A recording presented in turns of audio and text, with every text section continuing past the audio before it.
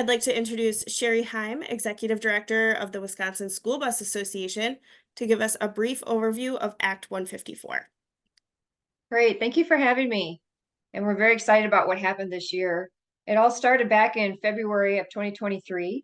The Wisconsin School Bus Association held their first legislative day in Madison, and our attendees met with various offices regarding initiatives to improve school bus safety. One of those initiatives was increasing the minimum fine for illegally passing a school bus from $30 to $500, and the maximum fine from $500 to $1,000. We also sought to codify the penalty points that were used. The fine amounts reflect what we had seen that's been happening across the nation in other states, and thought it would only be fitting in Wisconsin. So thanks to the immediate attention from Reps. Penterman and Johnson and Senator James, a bill was drafted and released in May 2023. The bills in both houses had full bipartisan support, as you can imagine, and is now Act 154 that was signed into law on March 21. Obviously, the association looks forward to continuing efforts, advocating for school bus safety in the next legislative session. So we're very excited about what happened, and we're very excited to keep the momentum going for school bus safety. So thank you for having this second to talk about those legislative efforts. Well, thank you, Sherry. We really appreciate all the work that you put into getting that done. It is now my pleasure to introduce, oh my goodness, Tyler with the U.S. Environmental Protection Agency and Dr. Ryan Crone with Palmyra Eagle Area School District. He's our district administrator. Welcome to you both. Yeah, thank you. Yeah, my name is Tyler Salamasick. I work for the U.S. EPA. I'm based out of Chicago, but I've been assigned Wisconsin as my main state to kind of promote our program. And then, Ryan, if you want to introduce yourself. Yeah, good afternoon, everybody. My name is Ryan Crone. I'm the district administrator for the Palmyra Eagle Area School District. We're located really just kind of between Milwaukee and Madison, a rural district, and really a recipient of the EPA grant. Excited to be here today. Yeah, so it's kind of part of what we're on this call today for was just to kind of take the chance to, introduce a school that has experience with electric school buses to your group. If you guys have questions, feel free to interrupt. I put together a few questions kind of ahead of time, and then I have a presentation I'll put on just to kind of further discuss the EPA's funding program. But if you have any questions throughout, I'm fine with being interrupted. Ryan, I think you were okay with people kind of chiming in and asking. So if anybody has questions, please just jump right in. But just to start, Ryan, do you want to kind of just give a quick background of your experience with EV buses, kind of how you started and how's it been going for you? Definitely. I'll give a little longer story here just for a minute, just to get started. This is my first year in the Palmyra Eagle Area School District. I was a superintendent in other districts prior to this. Prior to getting here, though, our district was known not for electric school buses. It was known for almost being dissolved as a school district in Wisconsin. I state that because about 6-7 years ago, there was some financial challenges that came up and some other pieces. In the end, the board changed over. Our new board came in and decided to vote to keep the district open. While financial reasons are a big part of many school districts, in our comeback story that we're a part of, and it's a really exciting one to watch. Part of our new mission and vision is to be innovative, to continue to look at ways that we can be sustainable, not only today, but into the future. And that really led us to be in sort of on the forefront in many ways of looking for grants, looking for opportunities to grow, not just with achievement or facilities, but also with every spot that we have. And in this case, operation-wise, it came down to buses. Because of that sort of, I guess, forward thinking of coming out of a challenging time, when the EPA bus grant became sort of in our foresight. Sometimes you see grants because you're pursuing them specifically for a reason. Other times you come across them and start to think, oh, what if? And in this case, this district at that time came across it, and we're thinking about ways that we could start to do business differently. And it became, oh, this could be a potential area. So we researched the idea of what this grant might look like. We looked at our own kind of infrastructure as a district. I mentioned we're a smaller rural district, We have about 700 students, K-12. We have 6 total school buses, but right now, because of where we're at, our 6 total school buses are converted to electric buses this year. So we did decide to do this for a variety of reasons, and I won't bore you with the specifics, but we have some district key performance indicators that we want to hit for finance. And we saw some opportunity here to potentially shift our finances, not just with diesel fuel, but long-term energy efficiency and sustainability efforts. We looked at a chance to look at health and safety and noise pollution as we learned more and more about the diesel buses and potential shift to electric. And we look for a chance to sort of shift some of our thinking around just community engagement and innovation where we've gone. So those are some of the initial things we thought about as we started, and that led us to sort of move into this journey. Good. I'll jump right into the first set of questions. But if you see any questions pop up in the chat, please give me a heads up while I go through this. Will do. Thank you. So how's your overall experience been with your new EV buses? Right now, I'd say overall where we are today, it doesn't seem like anything changed. And what I mean by that is right now the kids are getting to and from school in a safe manner, on time, and kind of at what we would expect when it comes to buses.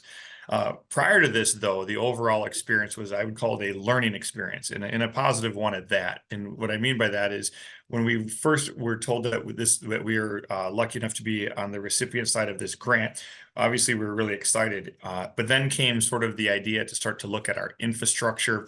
We had to think about what processes and practices we have that needed to end, such as our relationships with certain companies for mechanics and repair, certain companies for fuel sources, certain companies for training our drivers, and what we had to change. So overall, the experience has been great. I call it a learning experience because we did require us to sort of look at almost every single aspect of safety. Our buses now are parked on site. Our chargers are on site. Because of that adds in a whole new routine, if you're familiar with schools, of just pick up, drop off, safety, and security. So in many, many ways, again, we are at the spot today that we're excited to celebrate that it looks like the normal operations, just a little bit less smelly and a little bit quieter. But at the same time, the experience itself was a learning experience. And one other piece we can get into this during the conversation we want is we are looking at our entire infrastructure completely different in this district now.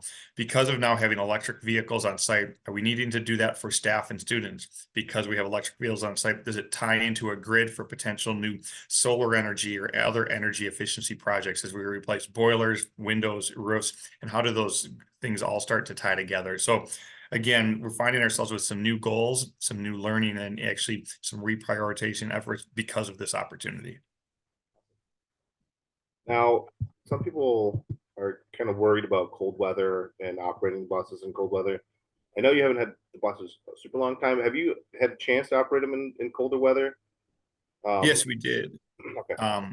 And we did have some issues with that. So a couple of things came our way this year. This was our first time with these buses, and we were still getting the sense of the battery life for our routes. We have some routes as short as 15 miles.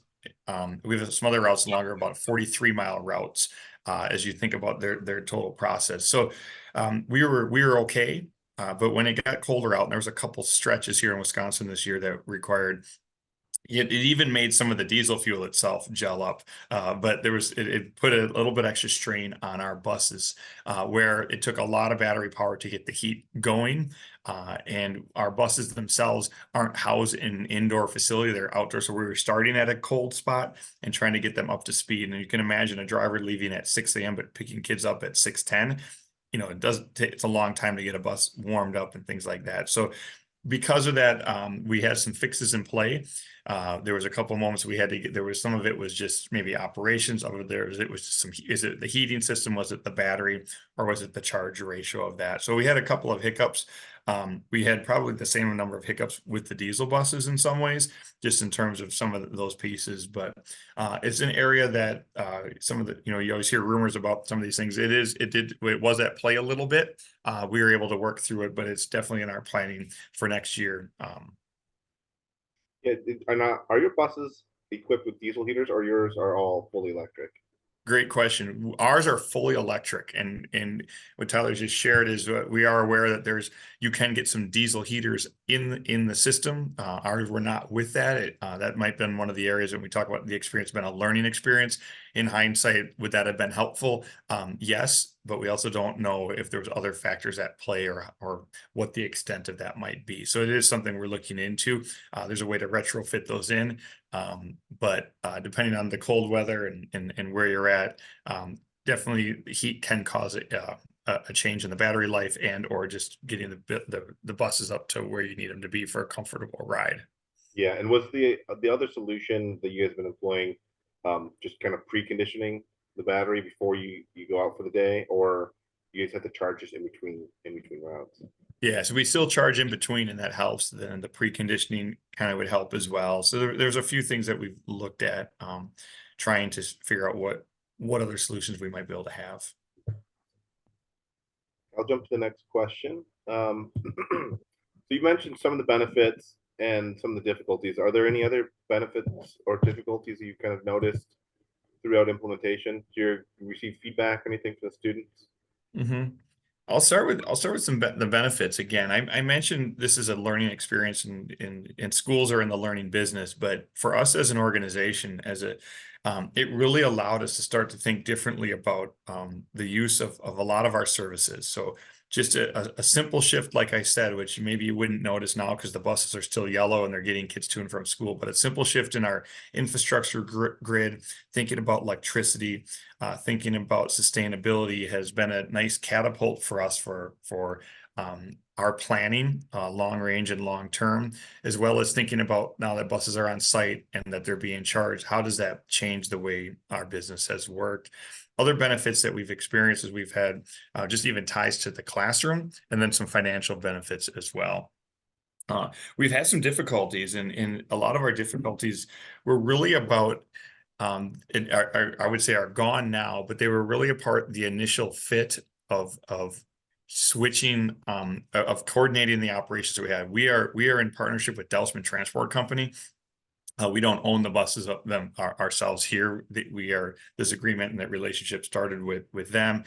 So we had a layer of expertise that was able to do the driver training, the driver safety, and familiarity with those pieces. Our partnerships as well with local electric companies that normally do repairs in school buildings has been, at first it was just difficult getting into the meshing that with We Energies or with charging ports and different organizations and companies, because it was a first time around for some of these pieces. And even just putting things in a location in our school that were safe. We know that school safety is important, but where are our buses stored? Are the chargers safer to be outside? Getting security cameras, fencing, and other pieces around that were areas that, as a school, really it took us a while to slow us down on things like that. So I wouldn't call those necessarily difficulties, but they did take some time. They required a lot of coordination and collaboration to find some of the answers that we've wanted to do. We're like many districts. I mentioned our word is sustainability. We want not only this to be a relationship for us to help financially, but to lead this into more sustainable efforts in the future as we again look at potential needs for growing our infrastructure, transportation. And we're trying to find ways to do that next. Yeah. Feedback from students, or have you noticed any, like, I've heard some schools report that the kids have enjoyed the quieter ride and they're a little more attentive in the morning. Have you noticed anything like that, or? I've been approached by a few different physicians in town and family members and others who have talked about like the health benefits, and you hear a lot of different things about it, Ken, like attention, noise, just air pollution, other things like that. But they're definitely quieter. And because of that, the overall tone on the bus is quieter, kids' voice levels. Many drivers talk about, turning around or not turning around, just kind of getting kids to quiet down. It's a pretty standard need for buses for kids to be quiet for safety reasons. And so we've seen many kids just report a calmer, smoother, quieter ride in many ways, shapes, or form. And it's been one of those pieces that we believe has really played out well for just an enjoyment of the ride, not necessarily an overcoming big sound barriers. Good to hear. was curious too to hear more kind of about what your range is. I know you mentioned the length of routes before this. Do you know what the specifications are for what your buses are rated for by chance? Well, right now we're given kind of where we're at, we're averaging about 80 miles per charge, plus or minus 15 miles, depending on, wind direction or cold or some of those other things. And other and aside from sort of the environmental temperature influencing the range, driver operation of heat controls and fan speeds and even the regenerative braking appears to have a pretty big impact on range. So that's when we talked about the driver training. There's drivers can extend the life of this battery again with just basic controls of fans and heating, as well as the regenerative braking. Our routes, as I mentioned earlier, we have one as short as 15 miles in the morning and 15 miles at night. Our biggest one is about 43 miles in the morning and at night. So that we are the way we're set up is our buses do come back in charge in the middle of the day. They'll watch that. Our smaller ones won't. They'll time it, kind of get it down to under about 30% and charge them back up. And the way our chargers work as well is we've got 2 charging per charger. There's 2 ports. And if 2 buses are plugged in at the same time, it takes longer for the charge versus one. But we're finding right now that they're able between the morning route, so between about 9 a.m. and when they go back out at 2 p.m., they're back up into full capacity. Awesome. Do you know if those are fast chargers by chance, or are those just the standard level 2? I believe they're the standard. Awesome. Let me check my other questions. And do we have any questions from the group so far? Don't see any. No questions in the chat as of now. If anybody thinks of anything, now's the perfect time because you get us on the line. Okay, let me go. So what things would you recommend individuals that are considering converting to electric buses?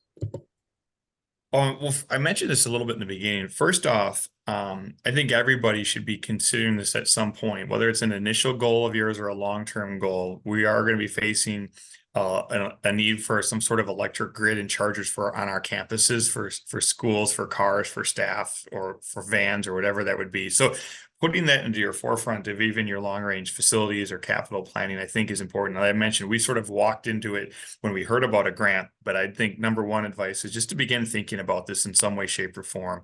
Because if you don't have them, your neighboring school districts may, and those teams might come for events or athletic events at your school, and you can help build a grid this way and staff and students. Another thing to kind of recommend considering is thinking about these pieces is just, what is your current relationship right now? Do you own your own buses on site? As a district, there's some smaller ones have their own buses. What's the lifespan of those right now? Are you coming to the spot that you might be into a purchasing cycle where ideally it might be a good time to start planning for that? Or are you in a relationship with like we are with a transportation company that you have a partnership with? And what does your contract say? And start having those conversations with that company, which is what would be a long range plan. In our case, neither our company or ourselves we're looking at doing this, but once we came together, we saw the opportunity to do it. Well, you might be working with an existing company that has electric vehicles or is working with another district that does. And it might make the process a little bit even cleaner, even more efficient for all parties. So my first recommendation is to start to put it onto your radar at some point in time, to be thinking about what your campus facility would be for electric vehicles to begin with, and then start thinking about where your current process is at with your buses, and start to think about there might be some real efficiency in there, a neighboring district, a company that has it, or a need for a replacement of some of your cycles. The other thing is that we were in a spot to be the lucky recipients of a grant to really help with a lot of these costs. There are other costs that did come into play, just in terms of where we store the buses, chargers, routes for your school. So if anybody's in a spot of beginning to think about some of these things, just starting to think a little bit differently about those pieces. Another spot that, again, we looked at is just energy efficiency and cost cutting. If your district's going into a spot to be thinking about reducing costs over the next couple of years, energy efficiency comes up every year, and there's some state grants for windows or boilers or other things like that. I would say to add, again, this topic into that realm, because from a financial standpoint or an energy standpoint, it might be able to fit into that process as we go forward. So first of all, I'd kind of start with that in terms of recommending when you're thinking about it. And in some ways it's going to be the transition and the infrastructure that you're going to build, probably more so than the end product, which will be the bus itself. And so, while it doesn't change our routes and our times, and we're not getting the kids to school faster, or things like that. The infrastructure piece is a thing to start to consider when you do that. And in that case, I think we were prepared to launch, but in many cases we would not have been prepared if it wasn't for the relationships we had with bus organizations, transportation companies, local electricians, and other pieces like that. So just starting to get some things in place. If you haven't had a chance to even visit a site, or if you have one in your area, I would suggest putting it on your list of just stopping by, so you just get a sense of how schools are managing things and setting things up for success. Because there are places I know now that just passed referendums for their school districts for redoing buildings or building new construction, and that really, my recommendation would be have that, make sure there's a part of that is you're setting yourself up, even electricity wise and infrastructure wise, to be able to make that conversion should the time come. And I kind of want to circle back on cost savings. So I know some folks were kind of hesitant for this program, so like, hey, we don't own our own buses, so we really can't apply.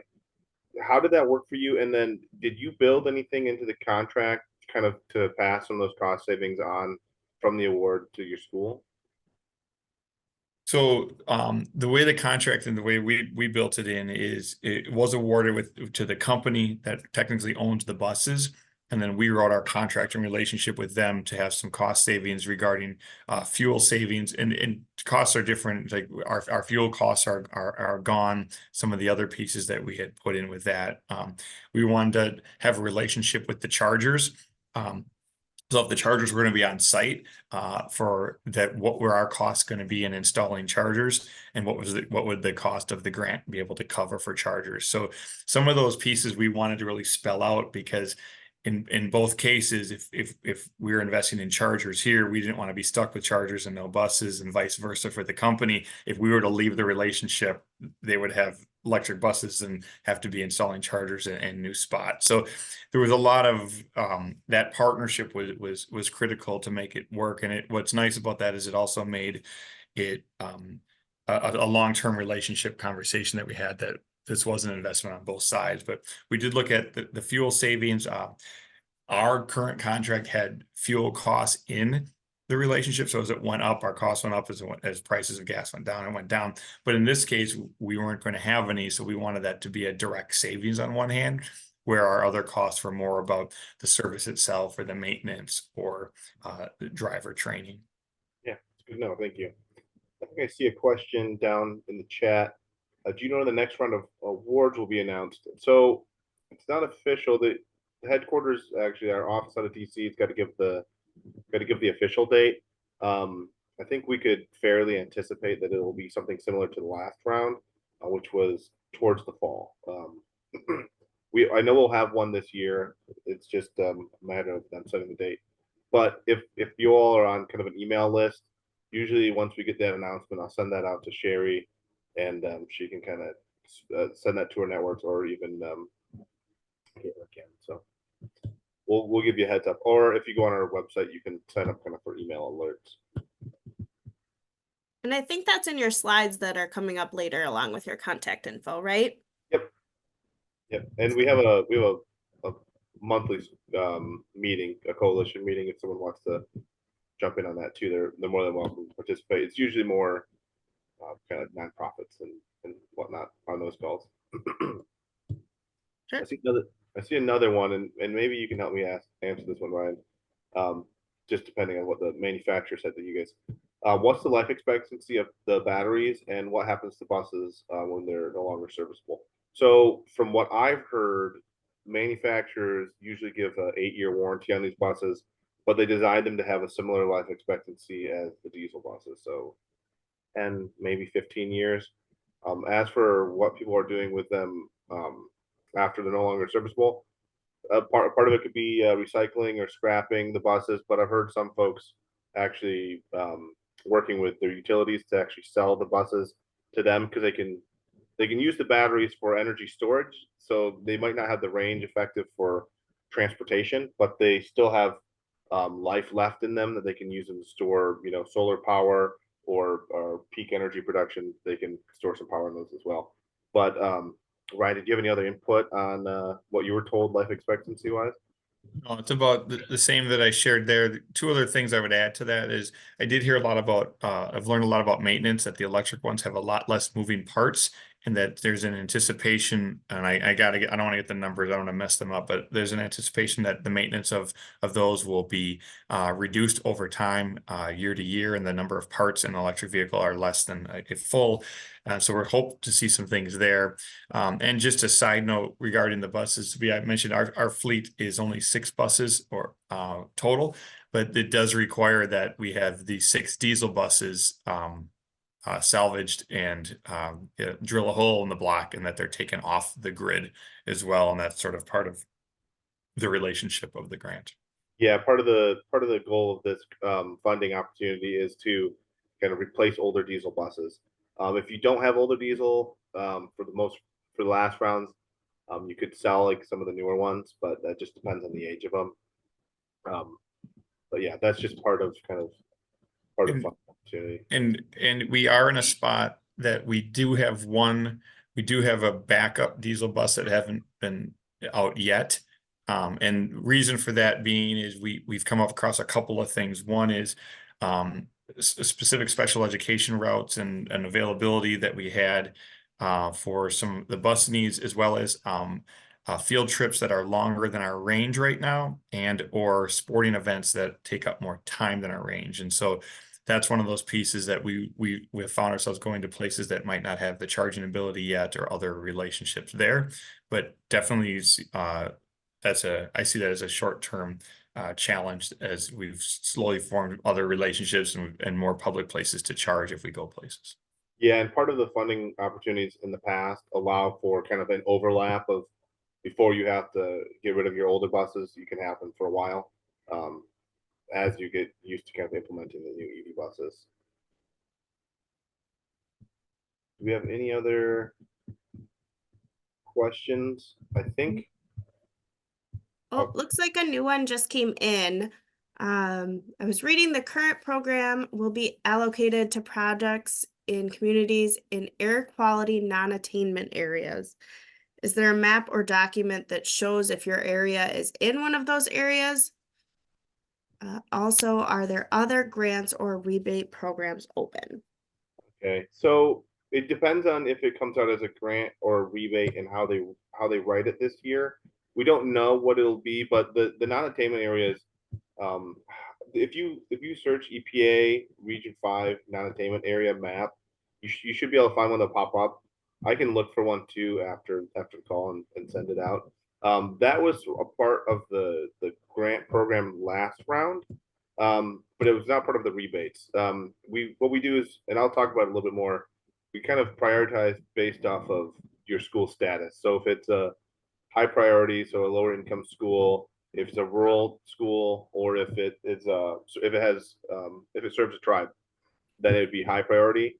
But if you look at the last round of rebates, we allowed for selection from both of those. So that non-attainment area aspect was more of a grant, and it just depends on what's decided what the next round is going to be. And they'll when they do that announcement, they'll give the kind of the details on what the requirements will be.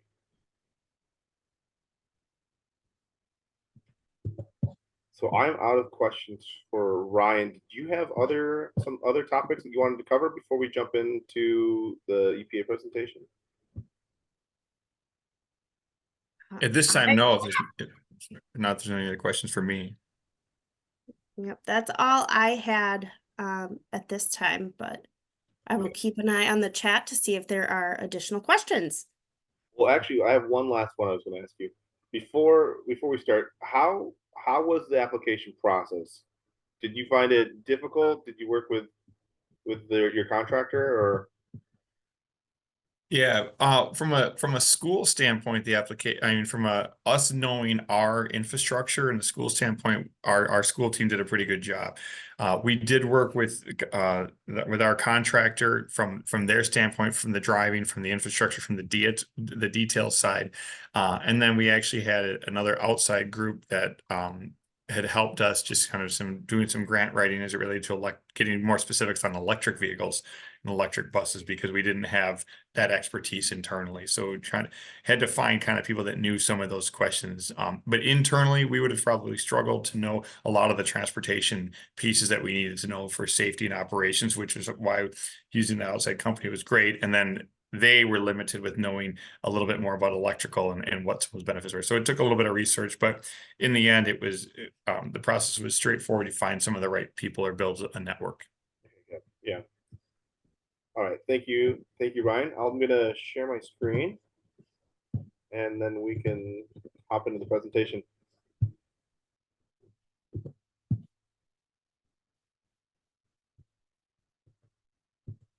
Okay. How's that looking for you guys? Excellent. Awesome. So, I'm sure a lot of you have heard this before, but this program comes from our bipartisan infrastructure law, which is actually a funding opportunity providing $5 billion in funding for 5 years. We've already been through a few rounds of it now, and I'll talk about it in a little bit further down, and what the last round looked like. But this is a funding opportunity to replace internal combustion engines with either clean compressed natural gas, propane, or battery buses. I'll put this slide in here just to kind of get everybody's thoughts on, when we think about busing, are we thinking about this older bus? Are we thinking about that bus kind of from the 50s? I think a lot of us think with bottom right bus, kind of have that in mind. But what's the future of busing look like? What kind of technology is going to be involved? Are we going to go all electric? Is it going to be a mixture of things? Just kind of curiosity to think about. But when your school is looking at buying a new bus, kind of what is your consideration? Are you looking at your initial upfront cost, reliability, lifespan, maintenance costs, safety for the passengers? Do you ever consider the safety of the air coming from the bus? EPA put this program together because we recognize that there's an importance in reducing greenhouse gas emissions, providing clean air for your neighborhoods. There's a cost saving aspect with the electric school bus. There's also an added resiliency. So some of these buses can be used for vehicle to grid. And I know Ryan kind of alluded a little bit towards kind of sustainability as a whole. We have some schools that are actually using these buses as a backup energy storage. And while they're providing more energy security for their neighborhoods, they actually use them as like backup cooling centers in the summer, or they can use them for power outages. And then improved student achievement is another goal of this. Reduce exposure to air pollution. Helps kids start with a healthy day, especially children with asthma. And I know we talk kind of a lot about, we always call these grants, but there's a subtle difference between grants and rebates. And I kind of alluded to that earlier. We have two forms of funding opportunities: rebates versus grants. And rebates are more of what you would think of as like you put your order in, and then EPA will actually go ahead and go through a random lottery. We'll look at all the applicants, do a random lottery. If selected, when you put your order in, the EPA will actually just purchase those buses depending on what the funding amount is at the time. Whereas grants are a little bit more complex. They usually require a write-up, and then there's an evaluation, kind of like a job application. EPA will go through and pick the grants based off of merit. But generally speaking, rebates are simpler, they're easier to apply for. Grants are generally a little more long and detailed. We'll announce with our next round of funding what if it's going to be a grant or a rebate once that's been decided, and then there'll be kind of details specifying the difference between that rebate or grant from the last funding opportunity. The other thing I was going to note too is with rebates, generally speaking, on our last round, we were looking at replacing 1 to 25 buses.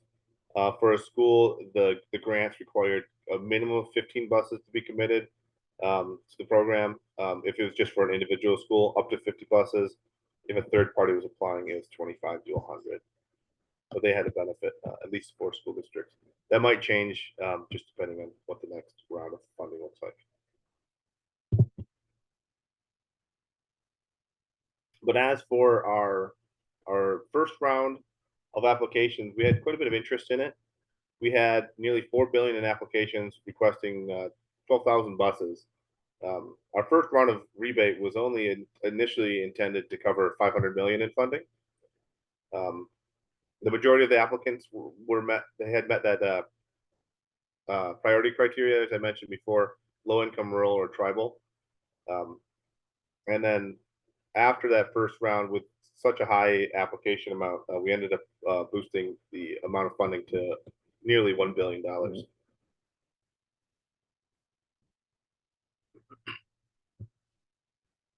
As for the grants, we awarded about 965 million for the 67 applicants, and that's nationwide.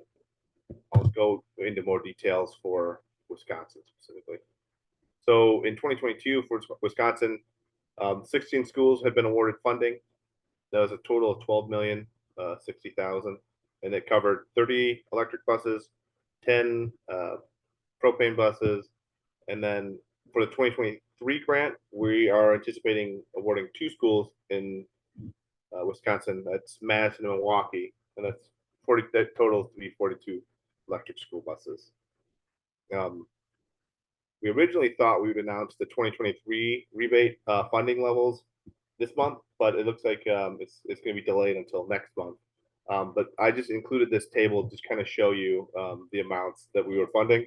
So if you were a priority school district applying for replacing a bus with a class 7, we would fund up to 345,000 for that bus. If you're a non-priority school, which you can go online and actually check the priority status on our website.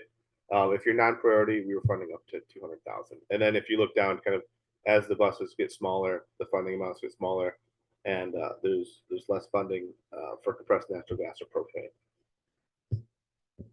And here's just a map of all the schools that were distributed. So, or all the buses that were distributed to the schools. You can see on the left, that's our rebate round. So we had a lot more schools represented.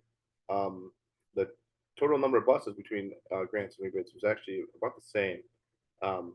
But the map on the right is our grants, and that was 30 EV buses, and then our 30 EV buses in Milwaukee and 12 in Madison.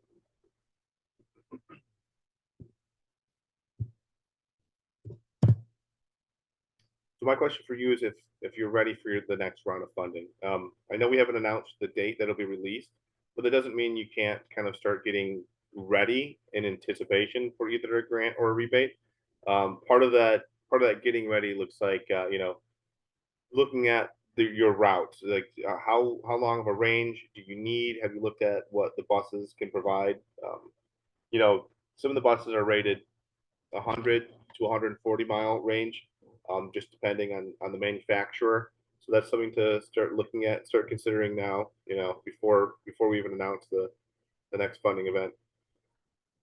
Have you discussed it with your school board? One of the things we kind of ran into issues with during the first round of rebates, where some folks had not even mentioned the idea of applying for one of these rebates to their school boards. And when they were awarded, they ended up having to turn down the award because the school board was not on board with it. So just something to consider. Our last round of rebates actually required that you had some paperwork saying that you've discussed it with a school board member. So if you rarely meet with your school boards, now would be kind of the time to start thinking about mentioning that to them. If you're converting to electric vehicles, have you looked at infrastructure needs? Have you discussed it with your utility? Depending on how many buses you're converting over to EV, it might impact kind of what kind of hookup you have at your school with your utility provider. So something to consider. And we also had paperwork requirements just to kind of look at that. You've at least evaluated that and discussed it with your utility in the last round. Another simple one, but kind of part of the paperwork requirements is, do you have a list of buses that you're looking to replace? Do you have a copy of, their titles? Do you have their VINs, make, model year, kind of thing? It's just part of the replacement. So, this program replaces old school buses. Part of that aspect is having either buses to replace, or if you have a service provider, then they'll have buses that are going to be replaced. And yeah, I wanted to mention kind of, we heard this a lot. Some folks said, we don't have our own buses, we don't own them, we really can't participate in this. And you just have to coordinate with your service provider, and then work kind of together on that. I kind of want to circle back to the kind of the points I mentioned earlier in the call, and that was when you're looking at this, when you're looking at purchasing a brand new school bus, you're looking at upfront costs. But with the EPA funding opportunity, I know electric school buses cost significantly more than a new diesel, but EPA's funding amounts should cover a large portion of that, just depending on what they look like during the next round. As for reliability, we now have examples of EVs and clean school buses operating effectively within schools. If you're interested in finding out more, I know we've got some contacts you can email and talk to directly, but it's something that kind of people were initially concerned about, and now we kind of have some experience with that. Lifespan, it depends on the manufacturer, but from what we've heard, they're generally giving a minimum of an 8-year warranty on those, with the expectations that they'll last 10 to 15 years. Now that just depends on the manufacturer. That's something you kind of want to research as you look into these things. Maintenance costs. EV buses have been reportedly cheaper to maintain. They have less moving parts. They don't have a transmission. They don't have an engine. And we've heard a range of maintenance cost reductions, anywhere from $3,000 to $10,000. That's just going to depend on your total number of miles you're running, kind of just your general maintenance costs right now. And then safety. Sometimes we hear concerns about safety. Buses are required to meet safety standards, otherwise it wouldn't be allowed to be sold in the state. And then safety for the air.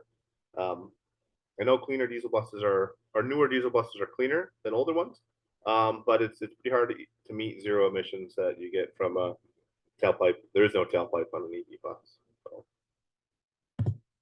I just wanted to kind of pitch. If you have any questions, please feel free to email me. Here's my email listed in the slides. I don't know if we'll be sending out a copy of the slides, but if not, here's my email. We do have a monthly coalition call. It's kind of a smaller group where we discuss, some of the details of the program, like as we find out. We also kind of coordinate there to say, like, if someone has an issue with a utility, they can plug into the coalition and chat with us and see, like, hey, we can kind of problem solve together. But if you're interested in joining that, just shoot me an email too. Thank you, Tyler. I know that these slides will be posted. They'll be sent out with this afternoon's email. We do have a question for you in the chat about how much will replacement batteries cost?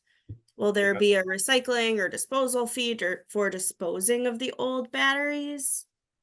So from what we've heard, the batteries are going to be covered in the 8-year warranty. I mean, obviously that's something you have to check, double check when you're purchasing it. I don't know what the costs are for replacement outside of warranty. Yeah, I don't know the answer to that one.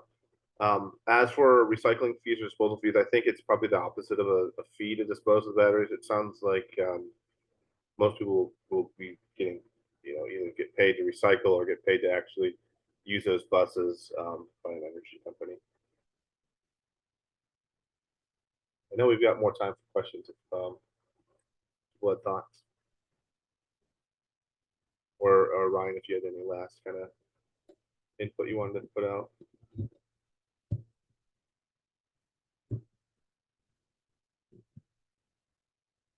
No, I just thank you for being a part here. And you've mentioned a chance to connect. If anybody wants to see, buses on site, have additional conversation or things like that. I know on our end point, we'd be happy to help any questions from a logistics side of school. And I mentioned the transport company we work with as well. They've been great. And Tyler, your team has been great, and Sherry and Caitlin have been great. Just there's such a great network. So if it still feel tentative or you're halfway interested in this, start reaching out and you'll find such great resources and support as you start to move along this way. And that goes for boards as well. And that's an important one that you mentioned with the grants being funded or not being funded. School boards act as one, usually when they're done, but you might have people that are against it. We might have people on there for it, but in the end, helping to shape that narrative and just get the conversation started would just be a good reminder. At some point in time, they're going to have the conversation. So just see what the benefits might be. But thanks for having me on today. Yeah, I appreciate you coming to talk. I know it makes a big difference with a school being able to actually present their actual experience. If anyone is talking with the school boards and they're having any kind of issues, or they want the EPA to kind of talk in a technical aspect, we're more than welcome to, or we're more than happy to jump in on a call with you guys and chat and kind of talk about what EPA funding opportunities look like and kind of the complexity of it.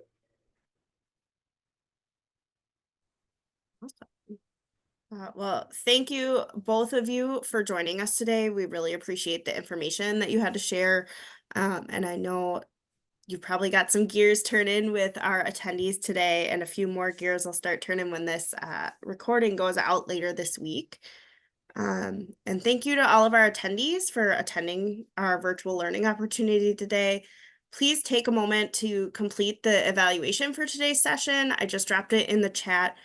Using that link, you can also suggest some future topics, which is especially helpful this time of year. We're just getting started on planning our 2024-25 Transportation Tidbits series. Dates and topics to come in future communications. But if there are no more questions in the chat, I think we are good to go. So thank you both so much again. We really appreciate your time today.